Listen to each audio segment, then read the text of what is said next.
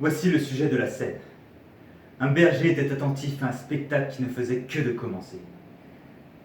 Lorsqu'il fut tiré de son attention par un bruit qu'il entendit à ses côtés, il se retourne et voit un brutal qui, de paroles insolentes, maltraite une bergère. Et après avoir donné au brutal le châtiment de son insolence, il vint à la bergère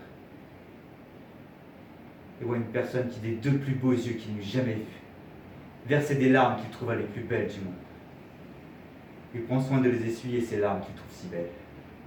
Et l'aimable bergère prend soin en même temps de le remercier de son léger service, mais d'une manière si tendre, si charmante et si passionnée, que le berger n'y peut résister.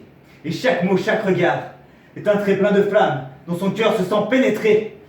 Belle Phyllis, c'est trop souffrir, rompant ce dur silence et m'ouvrez vos pensées. Apprenez-moi ma destinée. Faut-il vivre, faut-il mourir? Vous me voyez, Tircis, triste et mélancolique, aux apprêts de l'hymen dont vous vous alarmez. Je lève au ciel les yeux, je vous regarde et je soupire, c'est vous en dire assez. Hélas, belle Phyllis, se pourrait-il que l'amoureux Tircis eût assez de bonheur pour avoir quelque place dans votre cœur? Je demandais ton point dans cette peine extrême, oh oui, Tircis, je vous aime. Oh, paroles pleines d'appât, et bien entendu, Phyllis, répétez-la que je n'en doute pas. Je vous aime, De grâce encore, Phyllis, je vous aime, répétez-le 100 fois, ne vous en lassez pas. je vous aime, oui, Tircis, je vous aime.